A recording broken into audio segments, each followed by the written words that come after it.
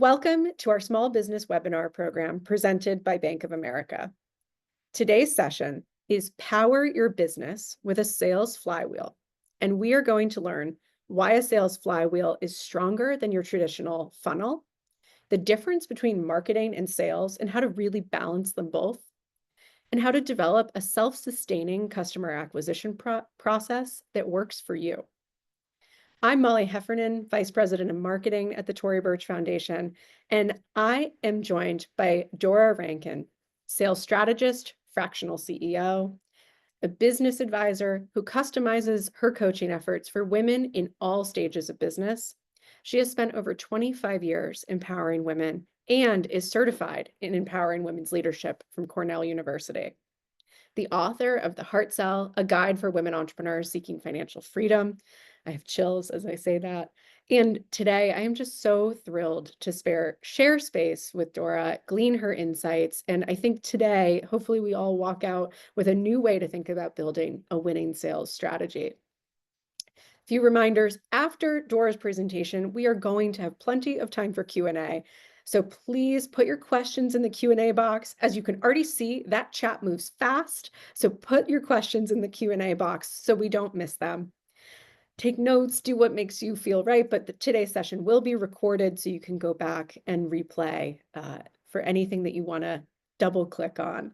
But with that, Dora, I'm going to hand it over to you to unlock a new way of thinking about sales. Thank you, Molly. Hi, everyone. Hello. I am so excited to share pieces of my book with all of you today. I'm going to go ahead and make sure that I share my screen and get the presentation up, and then we're going to get to work. So I'm so excited. All right, so let me share my screen. Make sure that populates okay. And I'm going to go ahead and put myself just in present mode. Make sure I do that. So everybody should see a presentation screen okay. It looks great, Dora. Does it look good? Okay. Do you want So to do one more, just the command negative click, just so we can get an extra zoom out on your beautiful slides? thanks. I know I'm trying to do that and it's not working. Let's see, command negative, right in between the 0 and the plus. Yeah, that's what I did. It worked for us earlier, a few minutes ago. Oh, well, you know what? Your slides do look great. Okay, so I want to thank you, Molly. I'd love to start out with a little story. I'm a storyteller. So thank you, Tory Burch. She is one of my absolute icons. And I told the marketing team just a few minutes ago that I was going to try not to cry. But if you've ever heard Tory speak, she talks about having women be her business plan, not be part of her business plan. And that's one of the reasons why she is a mentor without knowing she's a mentor. Because 5+ years ago, when I was standing on a stage at a really big fintech conference called Money 2020, I looked out into the audience, and there were maybe 5 women in the room. And that was my Tory Burch moment, where I stepped off that stage and said, this is not what I should be doing. And my business plan became women versus a part of my business plan. So I want to kick off with agenda, and then I would like to share just a little bit about myself, who I am, and where I come from. I'm going to try to do this command thing again, but it's not working. Maybe it's, oh, doesn't matter. Okay, so a little bit agenda. Agenda is I have some ambitious goals today. My ambitious goal for this workshop is that all of you leave with clarity around what to prioritize weekly to create revenue in your business. and what that flywheel, what that sales flywheel actually is. So I want you to walk away with tangible, this is what I need to do weekly to hit these revenue goals. And that's a pretty ambitious goal to do in 30 to 40 minutes. So I'm going to be talking fast and asking a lot of questions, getting you really engaged. So before we kick off with all the curriculum, just wanted to share a little bit about my history and a little bit about myself. And what I ask of all of you tuning in is to think about two things. One, as I'm sharing a little bit about me, what can you relate to? I would love to know what you can relate to. And then the second is like, what do you want to know more of? Because sometimes I share actually too much. So just a little bit of background. I'm from Cleveland, Ohio, born and raised Midwestern girl. And I grew up in a beautiful, loving home with who you see a picture of, which is my mom. My mom was a single mom. She was a director of nursing. If you wanted to find my mom, you would go to the hospital to find my mom. But I grew up in a really loving household with who was my very first mentor, my mom. I remade history and did the same exact thing and got married really young, got divorced really young, had a 6-month-old at my hip and a 2-year-old at my knee with a finance degree. And so what you do with that in Cleveland is you jump into the bank. And so not knowing at the time, I had another really amazing mentor, and I was 22 years old. She had founded a women's only bank back in the 70s, and she took me under her wing, and over the next 17 years, my role at the bank, I call myself a recovering banker, because my role at the bank was threefold. One, it was to develop top performing sales leaders. Two, it was to develop top performing marketing teams. And three, it was to work strategically with the CEOs and the founders and the business owners that were coming into the bank and help them with their growth plans, starting with capital, since it was the bank. After 17 years, I lost that job. And as many of you know, that's a blessing when you lose that high pressure job. And I lost my job in 2017, and that's when I went back to school and I studied empowering women's leadership at Cornell, hooked up with a bunch of really amazing fellows inside of a fellowship program like Tory Burch's, and went into the startup world and spent the next 3 years building out a startup. And then in 2020, when I had that moment of clarity, walked off the stage, said, I'm in it. I'm going to walk all the way into the room. I'm going to sit all the way down, and I'm going to work with women founders. And over the last 5 years, that's what I've done.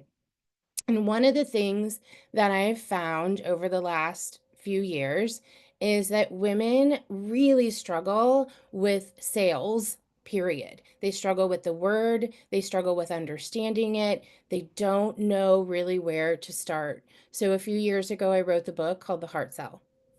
And we're going to go through a big piece of the curriculum in the book, which is how to activate this sales flywheel. And I'm just so excited to do this with all of you. So please toss in all your questions. I talk fast. We're going to go over a lot of things.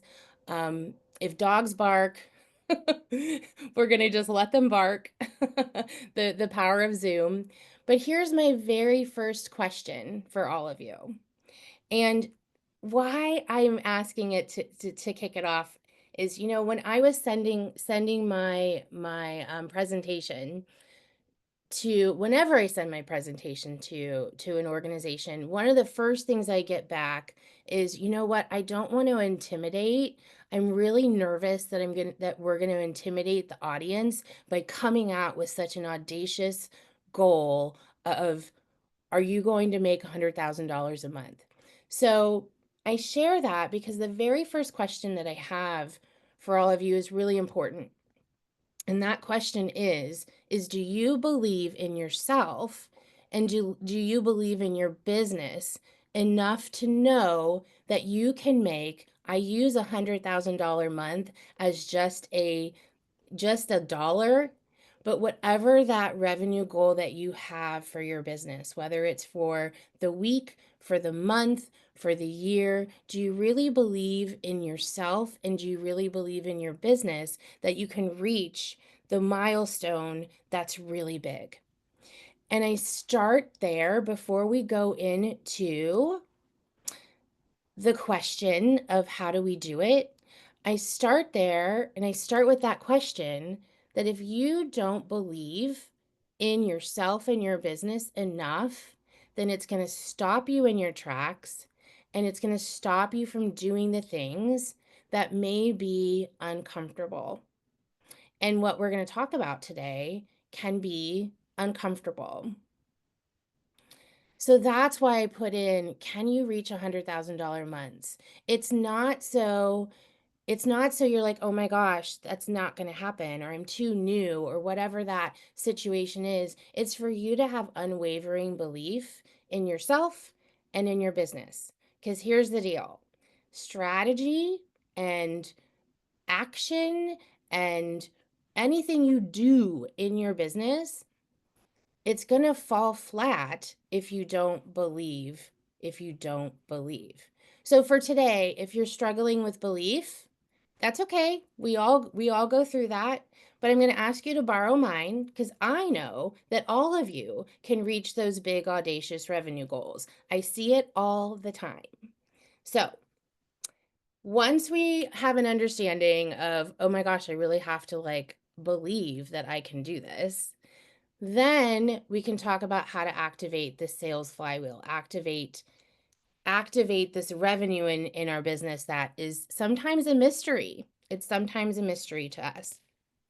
So I put in here the number one problem that we have in business is the word that none of us want to say, that we avoid, is the word sales. And it's the number one problem that we have in our business. And the reason why is because we're so darn afraid of it. We're so darn afraid of sales. So I'll share this story. I'll share this story with you now, and to help you start thinking about, why am I so afraid of sales? So think about, when you think of sales in your business, what are you thinking? You're thinking, this is how people buy, right? This is how people buy. I don't want them to feel like I'm pushy. Anytime I'm out there looking at sales training, it rubs me the wrong way, right? So I wrote the book about sales and how to implement a sales flywheel for that reason. For years, I received sales training. I was out there with the bros and I didn't like it either. So I was like, let me change it up a bit. Let's go and see how to actually bring sales into our business, that bottom of the funnel where people buy, but let's build a strategy and let's build a process that works. And one of the things that I found over the years since 1998 that has not changed is the fact that sales is actually, the definition of sales is actually the relationship you have with your buyer. So that's why I have this cute little picture of me with some of my clients, because human connection matters more than ever. Things are popping up on my computer. So if human connection matters more than ever, and it's a novelty, and we are so soaked in to AI and innovation and enablement and all of the ways to create a system in our business. But I'm telling you that relationship building is a novelty. Then where are you placing relationship building inside your business? And what I have found, still trying to do this command thing. And what I have found is that we're really not placing it anywhere. We're not placing it anywhere. So welcome to the Heart Cell, where we are going to build a sales strategy based off of relationship building. And it is not going to be well, I get all of my clients from referrals. It's going to be about how businesses like Tory Burch started their business and how they put a strategy around the relationships that they developed beyond their brand, beyond their website, beyond the customer experience on e-commerce, and how they specifically built this strategy on what relationships they were going to navigate and hold so they could create revenue in their business. So not a hope and pray, not a word of mouth, because there's really no strategy around word of mouth. Okay, soapbox over. Okay, so here's what I know for sure. For sure, I know that we are spending about 80% of our time on marketing right now, and we're spending about 20% of our time on sales. But the bigger problem isn't so much that we're doing that. The bigger problem is that we don't know the difference. So when I was at the bank, I mentioned I built out sales and marketing teams, right? It was always easier for me to hire the marketing team versus the sales team. And so I asked the question to you, why do you think that is? Why was it easier to hire the marketing team versus the sales team? Why do you think that is? So the marketing team, they were so easy to hire for because they got to do all of the fun stuff. They got to build out the sales pages, the email campaigns, figure out the brand, the copy, the messaging. They got to do all of that fun stuff behind the scenes. Okay? So easy to hire for. The sales teams, they were the hardest to hire for. And that's because the sales teams, they had to be out in the front line. They had to be the ones that were actually creating the revenue for the business, building the relationships with the ideal clients and the ideal audience and the ideal buyers. And they had to have no fear to do that. And so those teams, the sales teams, were much harder to hire for. And so I want you to think about that in the context of your business right now as to where you are spending your time. Because you are the business owner, and many of you, your team is you, right? Your team is trying to figure out what's my marketing strategy and what's my sales strategy. And you're leaning heavily on the marketing because it's behind the scenes. And you're hoping that the marketing is going to lead you to the sale. And I'm not saying that's not going to happen because it does eventually, but let's talk about how. I'm going to go back up. I'm going to go back and forth a little bit. I'm going to play around with you guys. So, question in the chat, I would like to ask everyone 2 questions. The first question is, what do you think the definition of sales is? Still trying to do this little command thing. What do you think the definition of sales is? Put that in the chat. What is the definition of sales? And the second question, guess what that is? It is, what is the definition of marketing? So for this workshop today, my agenda, my goal for you is to walk away with some tangible takeaways of how you're going to implement weekly activities to create revenue, right? To get to those big goals. And so I'm sharing with you in sharing with you the difference between sales and marketing so you have a clear cut understanding of what you're doing that's marketing focused and what you're doing that's sales focused. And so here's the definition in the simplest of terms. Sales is how you find your people. Sales is how you find your people. People being anyone that's going to buy from you, whether you're B2B, B2C, direct to consumer product, whatever you are, whatever your business model is, it is how you find your people. Marketing is how your people find you. People being, again, whatever business model you are, B2C, B2B, product, whatever you are, right? So if sales is how you find your people and marketing is how your people find you, marketing is reactive. Sales is proactive. So the two words that I use a lot in the book is what are you doing that's inbound and what are you doing that's outbound? Inbound is how people find you. Sales is how you find your people. And if you aren't doing both, you're going to wait. If you're only doing marketing, you're going to wait. It's like sitting on your hands and waiting for the sales to come in. And the reason I say that is because if you're not activating a sales process and activating that sales flywheel, you're going to be waiting anywhere from 12 to 18 months for the marketing inbound to start working. And start working means activating sales. So, marketing is great. It's great. We all need to have it. But the reason for marketing isn't to replace your sales process.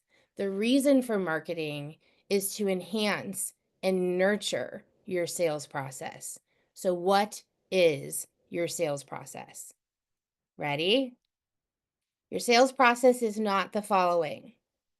It's not those fancy funnels that everybody's talking about that's telling you should have. You know, literally right before I got on this workshop today, I was talking to Voxering with a client and her belief hit her. It hit her in the head because she said, "You know, I'm building out some target audience lists to do some outreach, to do some heart cell conversations, and I'm getting blocked because I'm thinking my brand isn't good enough." Because someone, made a comment.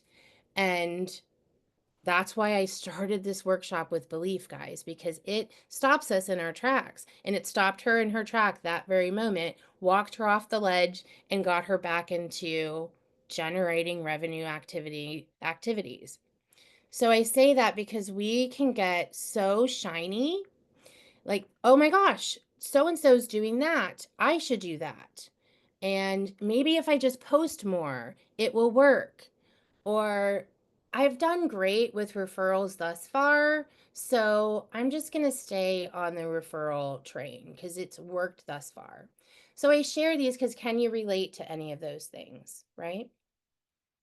I also want to add that inside the heart cell, inside this sales flywheel, we are not going to do anything that's cold and yucky and spammy and body. I don't even know if the last one is a word, but that's not part of it. As I mentioned, years and years I've been developing sales leaders and developing marketing leaders and working with CEOs just like you to figure out how to create revenue that's sustainable. And nowhere in there does it mean that you are pushy or pitchy or gross. So what are you? So what are you? Well, we still need a formula, right? The cool thing about creating a sales flywheel is that you don't have to drink anyone's Kool-Aid but yours. And that Kool-Aid, that formula comes in this form. And so this is your formula. It's not mine, it's not bro down the street. It's yours. And so when you think about, okay, I need to be doing outbound work. I need to be building a sales process where I am connecting with my buyers. I need to have a formula to do that. So let's talk a little bit about that formula. I'm going to go back 3 slides and talk about the formula right here. All right, so since we know now that marketing is inbound and sales is outbound, then how do you do that, right? So what I'd like you to think about is how do I identify my buyers? There are three different types of buyers. There are your actual ideal clients. That's your target audience. Those are your prospects. Those are the people that you want to identify and get really understanding how they buy from you. And then you have your partners. Your partners, the definition of a partner is that someone that does something completely different than you, but has the same audience. So when I was a banker, the bankers that the when I was a banker, the bankers that I developed, they would build partnerships with accountants, right? Because the accountant did something different, but they had the same audience as the banker. So they were centers of influence. And the important piece about partners is that partnership development can be a strategy for you. It's not just a, well, let's hope and pray somebody sends me a referral. You can develop a partnership strategy that you get commitments of referrals. So that's a definition of a partner. It is same audience doing something different. And then the third is your ecosystem. So we have our ideal clients, we have our partners, and we have our ecosystem. The definition of the ecosystem is the same thing as partners, only instead of it being a person, it's an organization that has all of your audience there, and they need you to show up as the expert. So this circle here of partners, ideal clients, and ecosystem, this is your weekly sales plan. The quicker you can figure out these three audiences, the quicker your marketing is also going to work for you. So marketing's in the middle here. And what marketing is doing is it's nurturing those three audiences for you. So those three audiences are going to hop on and talk to you. Okay, ecosystem, partners, ideal clients, in the middle is marketing. So I have this tracker and it's called a pipeline management tracker.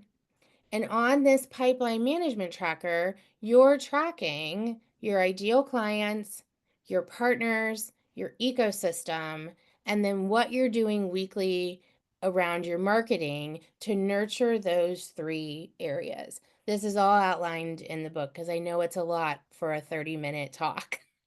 And I have 15 minutes left and so much more to go over. So I'm sure there'll be questions around this slide. All right, so let's go to this formula. Here's where we get stuck. So how do I build these lists? So I need to have a target audience. Should I just go to my marketing and start building an email list? Should I have the newsletter? So here's where we get all confused. And so what I want to share with you is that we're not talking about building your email list. Remember, email list building, newsletters, that's inbound. That's marketing. We're talking about how we find our people. So we're building a target audience list on our own. And this is what's called I like to call it going to Scrubtown. But before I can go to Scrubtown and really figure out my audience, I need to do some research and understanding of who my audience actually is. That's a whole nother workshop for another day. But the formula, we start out with understanding who this audience is. Who are my partners? Where is my ecosystem? What are the organizations? And then really who is my ideal client? And we want to understand this from an outbound sales perspective, not just from a marketing perspective. We can put it into a marketing perspective where it's much broader, but we want to pull it into a sales perspective. So, for example, if I were to use Tory Burch, right? So, if I were to use Tory Burch, I'd be thinking about what is the ideal audience? Where are they? I'd be thinking about the partners that I need to develop relationships with, and I'd be thinking about the ecosystems, all in relationship to all in relationship to my business model. So, if the business model means that you're direct to consumer, then you're going to want to understand what's the ideal client, partners, and ecosystem that directly relate to that business model. So if I'm going after retail, if I'm going after wholesale, if I'm going after, um, being in new retail stores, then what's that ecosystem that I need to show up at? That ecosystem I need to show up is the trade shows, right? I need to be in front of those people that are going to buy my bag, right? And then I also need to be partnering who has the same audience but does something different. I really need to be partnering with like someone like Adriana Carrig, who does Little Words Project. They don't do purses, but they do these really fun bracelets, and we have a really aligned brand. So I'm going to partner with them. And then ideal clients, I really need to understand who the buyer is, and I need to start really showing up doing proactive outbound to them to get them to buy. That's where we start. Isn't that beautiful? So beautiful. So audience is everything. And then we have our quality. Quality is the audience. Next, we have to be doing it enough times. So this formula is yours and it's what you get to build. The two simple things is to know the quality, to know the quantity, to get to the result that you want. And we're going to talk about the result in a minute, just looking at my time. So quantity is, well, how many times do I have to do this, Dora? And I giggle on that because so many times I hear, okay, well, I tried that and it didn't work. Well, I tried that and I didn't work. And I talked to this partner and it didn't work. And I went to this event and it didn't work. Well, this is your business, right? This is your business, your passion. And it is your job, not anybody else's. It is your job to create that passion in others. People aren't just going to have it because you love it. You have to create that. And that's really also what sales is all about. So, quantity is, have I done this enough times? Have I figured out the ecosystem, the partners, and the ideal client enough times? And so quantity means that I am testing this and I'm going out there and I'm doing it over and over and over again every single week. Because whatever you do this quarter, first quarter, is going to show up next quarter. Some of it's going to flop, some of it's not going to flop. But when you have a flop, you can identify, was it quality?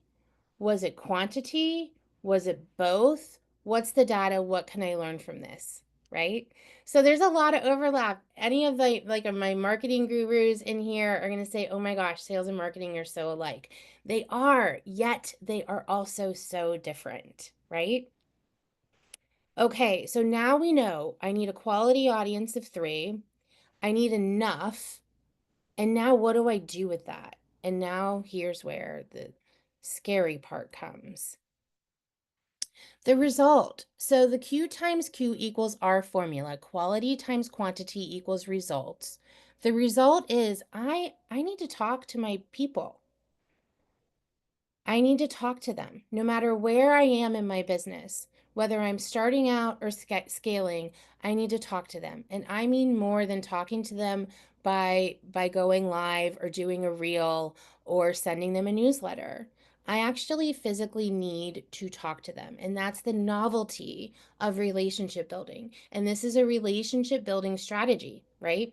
So, in order for you to hit these revenue goals, you actually need to be talking to your audience.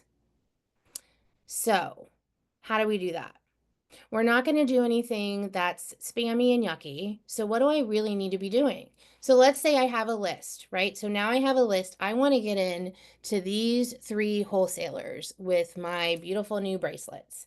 And so, I have my list. what I'm going to do to get into those 3 wholesalers is that I'm going to prospect them pitch free. I am not going to pitch anything in my message to them.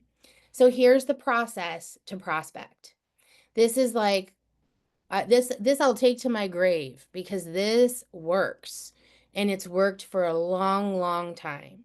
The more authentic you are in doing any type of outbound, the better. And when I say authentic, meaning like you actually do care, right? If you've ever been a leader in any type of role, you know as a leader that your direct report comes first. It's not about you, it's about them. And that's what prospecting is too. So it's not about just taking a script, a boilerplate script, and throwing it out to as many people that you hope will read it and respond. It's about truly identifying, this is who I want to work with. This is who I want to, what store I want to be in. And I am going to do my research, and this is how I'm going to reach out. I have lots of examples of this inside the heart cell. So, but for time purposes, I'm checking the time right now. This is the guide for prospecting. It is to research them. And when I say guide for prospecting, you're literally, this is your template, this is your script. And so you research them. And I had a client once, I have to be clear about research. Research means that you're researching maybe like 2 or 3 minutes. You don't have to spend 8 hours or so researching them. You're just finding out a few things about them so you can add it to your message. So if you've ever sent any type of email or template or message to a buyer and you're wondering why they haven't responded, it's probably because somewhere in there you made it about you instead of making it about them, and you also pitched to them. So if you remove that completely, you're more than likely to get a response. So you introduce yourself, you find a commonality, a authentic compliment, not too cheesy, the reason that you're reaching out, and the reason has a call to action. So the reason, no pitching, then my call to action. And this is the most important piece of your outreach. The call to action includes a time to meet and a link to your calendar. Never ever let anyone have to decide to respond to you with figuring out their own calendar. You want to close it up really quick with no friction by saying, I'll go ahead and extend a link to my calendar to make it easier, or would 2 o'clock on Friday work for you? At that very moment, if they have any interest in talking with you, they're going to schedule right then and there. If you leave it open-ended and say, hey, let me know if you're available anytime over the next few weeks, they'll say, well, maybe I'm interested, but they never come back to that email. So here's the last, and here's my favorite piece of all of it. And we're going to talk about the heart cell conversation. So you've got your list, you've sending your messages, you actually have a meeting now on your calendar with a dreamy, dreamy wholesaler that you're so excited to talk with. Now, how are you going to prep for that? Every single conversation that you go into can turn into a sales call. Every single one. Whether you're calling it a connection call, whether you're calling it a partnership call, whether you're calling it a coffee chat, whatever the label is, if you have your quality audience on the other line in front of your Zoom at a networking event, any single conversation that you have can turn into a sales call. If you know how to walk them down a path to solve a problem that they may not know about. So every conversation can turn into a sales call if you know how to walk them down a path to solve a problem that they may not know that they have. So that's sales in a nutshell, is figuring out problems that they may not know that they have. So I like to share the story before we finish up. I like to share the story of the broken phone before we finish up, and to give you like a true understanding of like how these meetings, how important these meetings are. So when I lost my job at the bank, I was just mortified. I was completely emotionally unstable. I thought that I was going to be homeless. It was not justified. But the moment I lost my job, I walked out of the boardroom and I had my phone in my hand to call my husband, and I dropped my cell phone. And when I dropped my cell phone, it broke. And instead of going home right after I lost my job of 17 years, I drove directly to the Apple store. And I walked into the Apple store and crying in tears. And the cute little Apple store boy guy said, "Oh my gosh, what's happening? Like, I don't know what to do with you." And he fixed my phone. And so my point of sharing that story with you is it's our job until we can hire sales and business development and really understand our audience. It's our job as CEOs, as founders, to find that broken phone in anyone we meet that could be a buyer. So we have to find that pain point. It's important. If we don't find that pain point, then we typically miss the mark and we get a lot of yes, but not right now, or I really don't have time. So this I will also take to my grave, which is every single conversation, even the coldest of conversations, can turn into a sale. And here's the process. We always research ahead of time. So before we get on a call with anyone, we know a little bit about them. And then we lead that conversation. We lead it because it's our job to walk them down a path to see if we can uncover the problem that we can solve. So in order to lead that, we select from the beginning what we want the goals to be for the conversation and what we want the outcome to be, which I dive into this in the book as well. Followed by the most important part, which is profiling questions, these meaty questions that we're going to be asking so we can figure out what that pain point is. Followed by your turn. So how many times do you get on a call and you're like, hi, nice weather. We build the rapport, we talk a little bit, and then we don't build an agenda and outcome. We go straight to tell me about yourself. You tell me about you. And then afterwards you're like, okay, great. That was nice, but that was a waste of my time. So we're flipping that on its head. We are not doing that anymore. Instead, we're going to go into these conversations with intent. Time is really valuable. So we want to have intent with an agenda and outcome, really profiling them so that we can get to the pain point, followed by our turn. So we don't share our story first, we share our story second. And then we summarize, and we summarize by basically saying, here are the things that we talked about. And based off of all of the things we talked about, here's how I think I can help you. But here's the thing. We do not ever pitch. We don't tell them the things that we do and that we think that they should work with us unless we know 100% that we've gotten to their pain point and that we really are the right people to work with them, to have our thing, to sell it in their store, right? So we don't go in with the proposal. We don't go in with the pitch deck. We don't go in with ready to like tell them all of the reasons why they need to have us. We go in knowing that they come first, knowing that we want to find out everything we can about them first, then making a decision, is this right for both of us, and then you pitch. So in closing, everyone, here's a put it all together. The the the big audacious bag goals that you have for your business, I want you to keep them and I want you to own them. And I want you to know that the sales flywheel will activate them. And the steps to do that, so important to know your audience, to put a relationship building strategy together, to get really confident and curious about who your audience is and how you're going to talk with them just like this. Belief is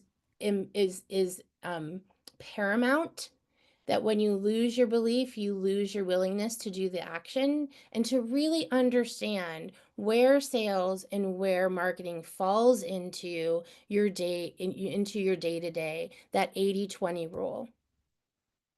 Kaz, those 100K months, they are possible. I see it all the time.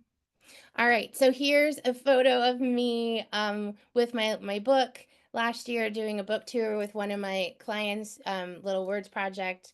I love her. And here's all the different ways that you can find me, hang out with me. And I'm so, so, so grateful that I got to spend this quick 45 minutes sharing as much as I could. And I think we're going to go ahead and open it up for questions. I'm going to go ahead and stop share. Amazing. Thank you so much, Dora. It's been incredible hearing from you. And because you ended with some great reminders, I want to go back to something you said in the beginning, the 80/20.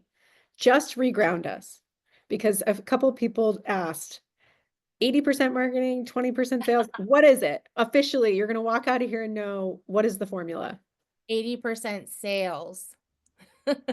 20%. Yes, 80% sales, everyone. So we'll burn that into our brains. Dora, one of the things that I think a lot of folks in their questions have been thinking about is, if you were to dig into a piece of advice in bringing yourself or your team along into a shift from a funnel to a flywheel, what are maybe the mistakes you see people make when they're sort of shifting strategy, and how can the founders tuning in today sort of hedge that off and really set an intention to stand up a new way of thinking well in their business and potentially with their teams? Yes. So the pivot, Mhm. if there's a pivot of like, I feel like I'm stuck from funnel to flywheel, or what does that even mean? Identify your business model. So really identify, are you B2B? Are you B2C? Are you product? Are you service? And are you putting your growth strategy, because that's what it is. It's a growth strategy. Your marketing and sales, is that strategy directly connected to your business model? And that's what I see is broken all the time, is that you may be a product-based business, but you're following a B2B growth strategy because that's what you're seeing online. Right.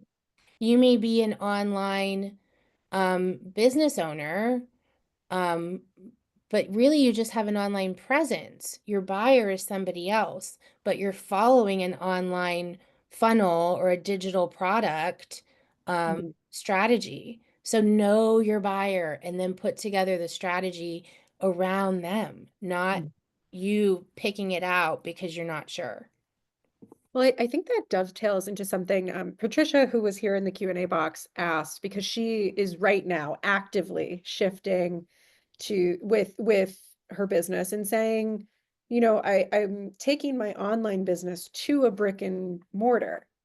And so can you sort of unpack, if you were in her shoes, what are the things to be asking yourselves? What's the data or insight around her customers that she should be assessing in a growth plan before she gets to the flywheel?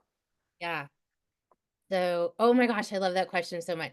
So there's two parts. One is that you have a startup now, FYI. You are going from online to brick and mortar. So you have all of this experience in the online sector. You have all this experience in your offer in your business, but you are now moving it to a completely different business model. And so what I mean by model is now you have to start a whole new strategy. The strategy that you did online isn't going to be the same that works in your brick and mortar. So it can be a lot of fun using all the goodies that but know that your sales and marketing is now going to completely change.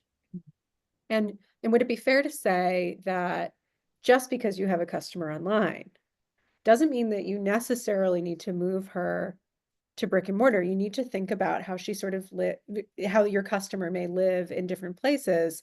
It's not for you to necessarily force a behavior change. Correct. So a good example would be if I have had a online health and wellness for a long, long time, Pilates or whatever, and now I'm actually opening my Pilates studio. All the things that you've done to make it successful online, it's going to be different to make Yeah. it successful when you open that studio. Your client might be the same, but how your outbound and your inbound, what your sales and what your marketing you do is going to be very different than what you did online. Yeah. There are some very tactical questions coming Huh? in, and I want to make sure that we get to those. Yeah. So, a great one. What is your perspective on the role of a CRM and its ability to support an authentic sales process, given you gave us a great heart sell? So, how do you kind of like, Yeah. how would you reconcile the two things? Okay, so I think that there's two different types of CRMs. So, one CRM is your client experience, right? So your CRM that you're only utilizing for your client experience and your projects, that's one. And then the second CRM is how you're handling your sales pipeline. So there's two CRMs. Now, some CRMs handle all of it, right? So if you have a HubSpot, you have a Salesforce, those big guys, they're going to handle both your managing of your customer experience and your sales pipeline. But if you're just starting out and you need both, then you need to have a sales pipeline, even if it's an Excel spreadsheet and your CRM, which is like a HoneyBook or whatever you use, right? And then separate from that, people are saying, well, where does like Flowdesk and ConvertKit, where does that all fall in? That's your email and that's your landing pages, right? That's not your CRM. Mhm. That's a helpful distinction. Okay, I'm going to dive into a couple more tacticals here. Um, how much time do I need to hard sell? Is it 15 minutes? Is it 10 minutes? Like, what does it take? Yeah, I'm sorry I missed that. That's usually in my presentation, so thank you. So 7 to 10 hours a week of outbound work.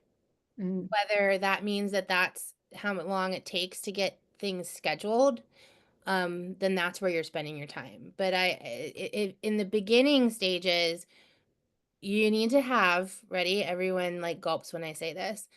8 to 10 heart cell conversations on your calendar a week.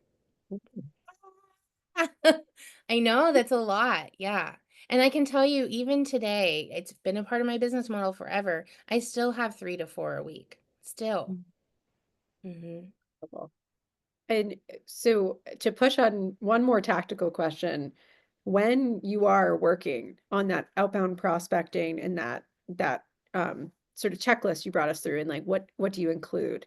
So somebody asked, is that truly all in one email? How do I fit all of that information into one outbound? So Yep. any advice? Because I've seen the long, long emails from folks. Yeah, those are awful. Yeah. What do you So like feel? so one of my partners, we do a lot of work together, and she wakes up in the morning and says, she wakes up with her coffee and QuickBooks. She's a fractional CFO. And I wake up with my coffee and prospecting, like who do I get to reach out to today? Mhm, And I just do it naturally now, right? Like who do I get to reach out to today? And the messages are really short. So that's a long checklist, but it can be it's simple as, hi Molly, it's Dora. I just wrote this book and I'd love to talk with you about a partnership opportunity. I just saw that you did this. It was really cool. Can we talk on Tuesday for 30 minutes? Like it was so simple, right? right. We don't, You leave me wanting more, Dora. right. Yeah. Yeah. It doesn't have to be, and please don't make it be 3, 4 paragraphs long. It can Mhm, be as simple as, here's my list of all the partners that I want to be on their podcast, right? So whatever it may be. And it mhm, can be a very simple message. mhm. Right. So, for a lot of folks, sometimes we get caught up in like building the perfect plan, and I'm going to have like all my ducks in a row and everything's going to be amazing. And then you sort of go out and do it, and you're like, I spent way too much time making it perfect, and something's not working. Yeah. So, how can everyone here sort of test performance or get quick feedback on what they are doing with their heart cell Mm, and understanding if what they believed their flywheel to be is in fact working. Yeah. Fail, fail, fail, and fail a little bit more forward. When I moved from banking over to a financial tech startup, a fintech startup, it was a really complex product that nobody knew. It was crowdfunding. Nobody knew what crowdfunding was at the time. And I just took everything I did at the bank and threw it over to this startup to see what we could activate, right? So we had the sales team, we had the marketing team, and we were so passionate. We were so excited to bring this to the world. It was how small businesses were going to get capital, right? Crowdfunding is huge now. But at the time, no one, all they knew was GoFundMe. And Mhm. so we built everything out. We built all, like, it was beautiful. All of the sales pages, all of the email campaigns, we had everything loaded in HubSpot. We had all these campaigns ready to go. We launched, Mm. and not a single person bought anything. Not a single person. And here I am. I'm like, wait a minute. This is what I teach. This is what I do. And so I had to like go back to basics and go back to my whiteboard and say, Mhm. wait a minute, who's our audience? Who are the partners? Who's the ecosystem? Who's the ideal client? Look at the fact that we have all these beautiful things Mhm. and say, let's try actual outbound. And Mhm. 17 states later, it was activated. So within 3 years. And we still used our marketing, we still used it, but we didn't rely on it. What Mhm. we relied on were those things. How do I actually put a relationship building strategy into play? Right. So I share that story with you guys because I did it too, and I still can do it. So, Okay, I'm going to sneak one more question in because I know we're getting close to time, Dora, but I think, it's very easy to, when you're in the day-to-day of your business and then you're thinking about what's going on in the world, like, is this the right time to reach out? Is it too noisy? I heard this company's pulling back on spending. Maybe I'm not going to get on their shelves. Like, there's a lot of chatter that can end up almost like stalling your capacity to move forward.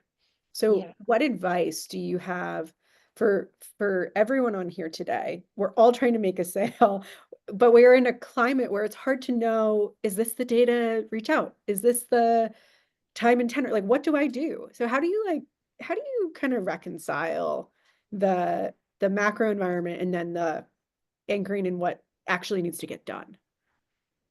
Belief matters more than anything. Mm, It just does.